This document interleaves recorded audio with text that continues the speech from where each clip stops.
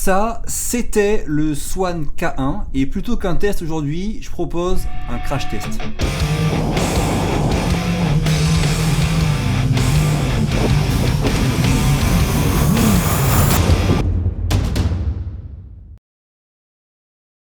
J'ai beaucoup d'images, donc à mesure que je vous raconte mon crash du Swan K1, je pourrais aussi faire un petit test et vous dire comment marche ce drone. En fait, ce drone, c'est une aile fixe, on dirait un avion en fait, et c'est un VTOL. VTOL, c'est Vertical Takeoff and Landing, c'est-à-dire que c'est un drone qui, avec une aile fixe, comme un avion, mais qui décolle et atterrit verticalement. Ça c'est pratique, ça évite d'avoir besoin de beaucoup de place pour décoller ou atterrir. On peut comme ça s'en servir un peu comme un drone. Quand on l'a décollé en mode vertical, il marche d'ailleurs vraiment comme un drone au niveau des commandes. C'est la même chose, on a la commande de gauche pour les gaz et pour la rotation, et la commande de droite pour les mouvements de translation. C'est vraiment similaire à un drone, et en le volant comme ça, en mode vertical, on a une autonomie qui est environ de 18 minutes. Alors c'est assez peu, hein, mais bon, c'est pas le but. Le but c'est de le passer en mode avion, pas comme son téléphone, hein. Là on passe vraiment, en appuyant sur un bouton, on passe le Swan K1 en mode comme un avion. Et là par contre, tout l'intérêt de ces drones là, c'est que niveau autonomie, ça passe à 1 heure annoncée par la marque. En pratique, on est autour de 45 minutes, mais c'est là qu'il va vraiment profiter de sa voilure pour réduire tout ce qui est frottement et avoir une autonomie qui est vraiment importante. À l'avant du Swan K1, il y a un emplacement pour fixer une caméra d'action style Osmo Action ou GoPro, mais il est un petit peu étroit et donc les GoPro 9 et 10 ne rentrent pas. Moi j'ai bricolé un truc pour m'accrocher devant la One X2 pour avoir des vidéos en 360, pouvoir à la fois voir le drone et aussi le paysage, et ça marchait plutôt bien ce petit bricolage que j'ai fait pour mettre la One X2 à l'avant. Alors les caméras qui sont accrochées sur l'avant du Swan K1, forcément, hein, vu qu'il se déplace comme un avion, eh bien l'horizon va bouger, hein, comme en drone FPV, sauf si on utilise les fonctions de maintien d'horizon des caméras d'action comme la GoPro 9, GoPro 10 ou One Air. Mais sans ça, on aura l'horizon qui va tourner quand le Swan K1 tournera. Alors il a aussi une caméra intégrée mais qui ne sert pas à capter les images, elle sert juste au retour vidéo sur la radiocommande, qui a d'ailleurs un écran intégré, elle est grosse, elle est pratique, elle marche sous Android, il y a beaucoup de fonctionnalités, hein. Vraiment il y a plein de trucs, beaucoup plus que chez DJI. On a bien sûr tout ce qui est, on peut délimiter un périmètre au-delà duquel le drone va se mettre soit en stationnaire, soit revenir au point de départ. Il y a le RTH bien évidemment, il y a aussi les waypoints, bref il y a vraiment plein de choses. C'est une application qui est super complète et qui marche très bien. Alors le retour vidéo il est vraiment léger niveau qualité, mais bon c'est suffisant pour voir ce que voit le drone et pour arriver à piloter. Niveau distance maximale, niveau portée en fait de la radiocommande, c'est énorme, c'est donné pour 40 km.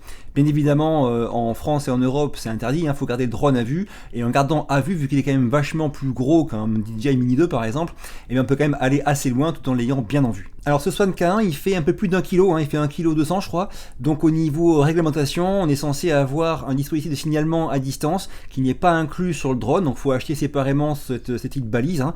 Il y en a pas mal qu'on trouve en ligne, mais bon voilà, sachez qu'il fait 1,1 kg, donc c'est un drone pour lequel il faut passer le petit examen QCM en ligne et avoir aussi un dispositif de signalement électronique embarqué sur ce Swan K1. Au niveau mise en œuvre, c'est vraiment rapide, hein. C'est des parties qui s'emboîtent avec des petits tétons qui font qu'on ne peut pas se tromper. Chaque partie est assez légère, tout en polystyrène. On est un petit peu inquiet au début, on se demande si ça va tenir, mais en fait bon ça a tenu, hein, pour le seul vol que j'ai fait avec ce drone là.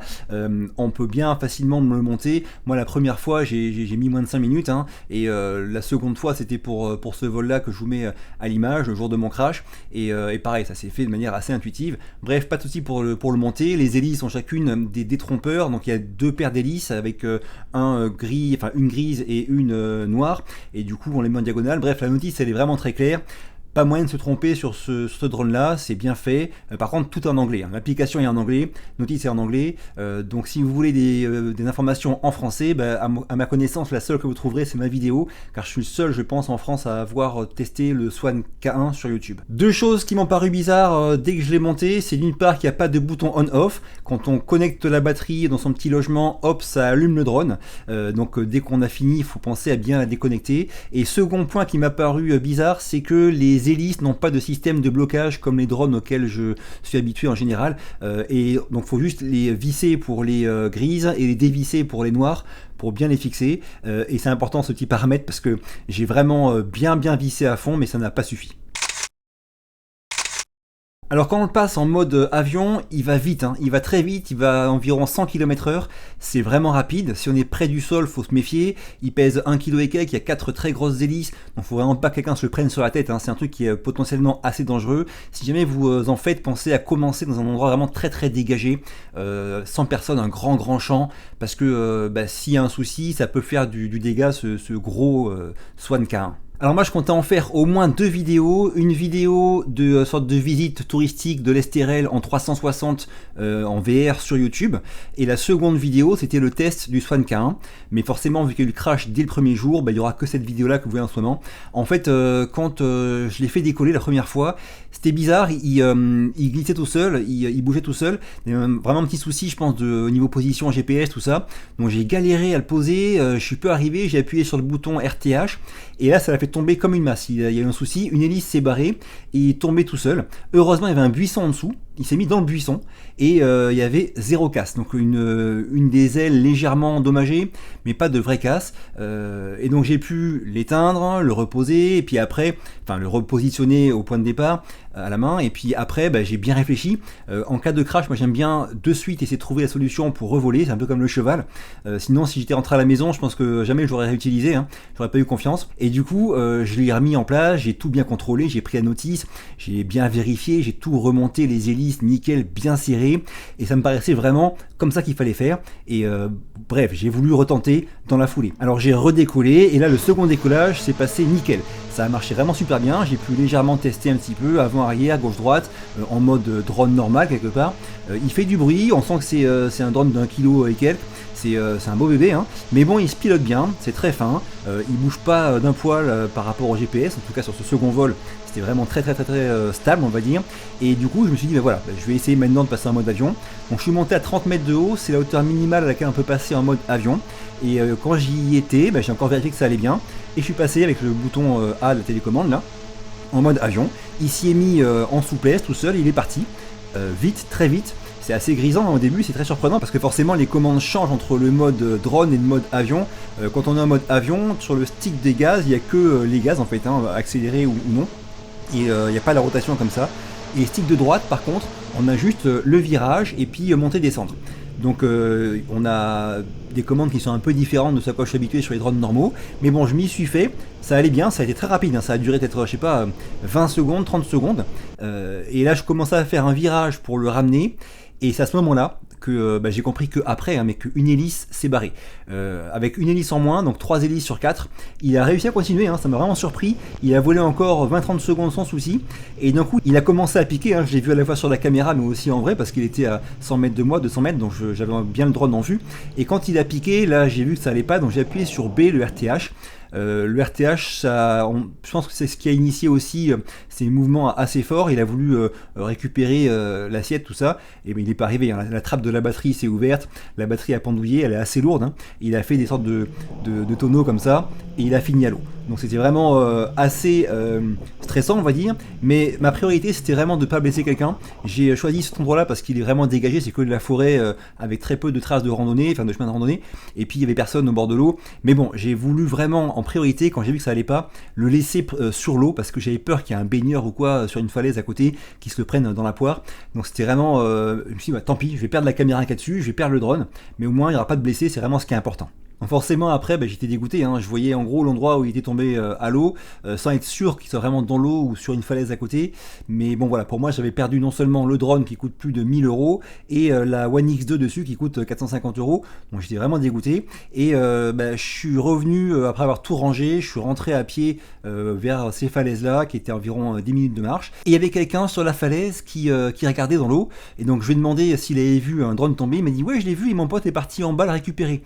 Et là je regarde et je vois un type en train de remonter de l'eau avec mon drone dans la main.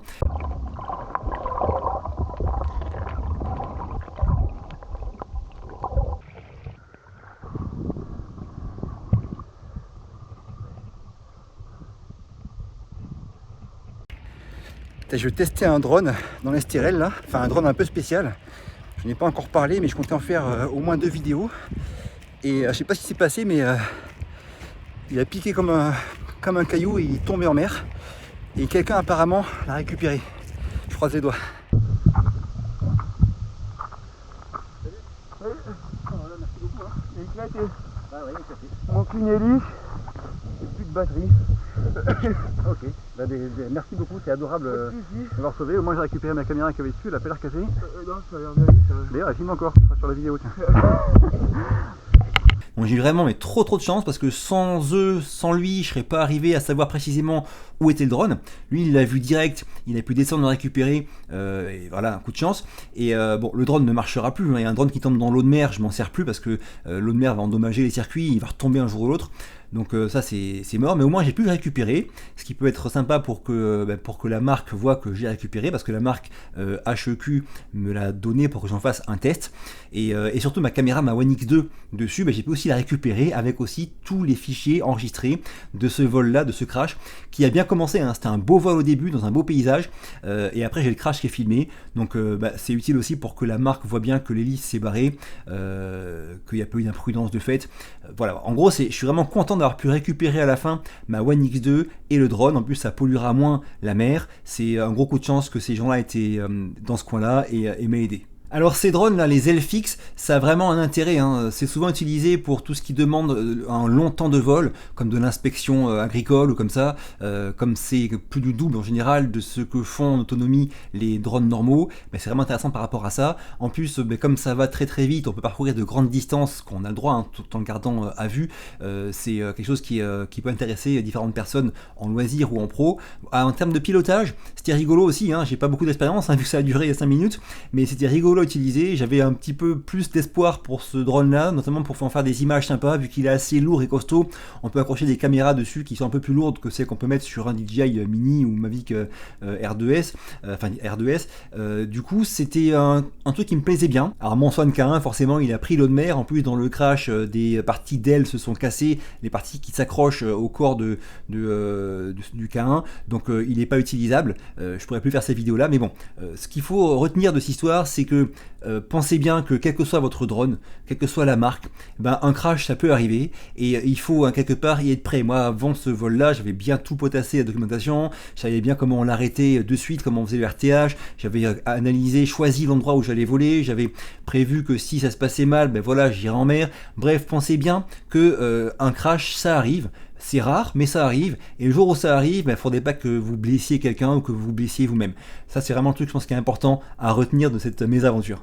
Alors pour conclure sur le Swan K1, forcément mon avis il sera très très limité parce que j'ai pas pu voler beaucoup avec. J'ai vu beaucoup de vidéos de gens qui l'ont et qui n'ont aucun souci avec. Donc mon expérience, ma mésaventure, peut-être que c'est un cas isolé avec un souci sur le drone. En tout cas, ce que je pense, c'est qu'il faudrait vraiment dans les futures versions qu'ils fassent un système de blocage d'hélice, parce que là le juste visser dévisser, c'est pas du tout un truc qui me plaît moi. J'avais peur avant de voler et ma peur a été malheureusement confirmée. Mis à part ça, j'étais vraiment très surpris par tout ce qui est ergonomie, tout ce qui est radiocommande, possibilité d'application. J'aimerais bien que des grosses marques comme DJI prennent exemple sur ça, parce que au niveau des possibilités c'est vraiment hyper complet et très pratique à utiliser. Donc oui, c'est le peu que j'ai vu est encourageant, c'est agréable à piloter, c'est très différent, il y a moyen de faire de belles images parce qu'on accroche des caméras à l'avant de notre choix, mais pour mon modèle, celui que j'avais, l'hélice qui s'est barrée, ça m'a tout ruiné, ça a pété le drone, j'ai failli perdre ma caméra,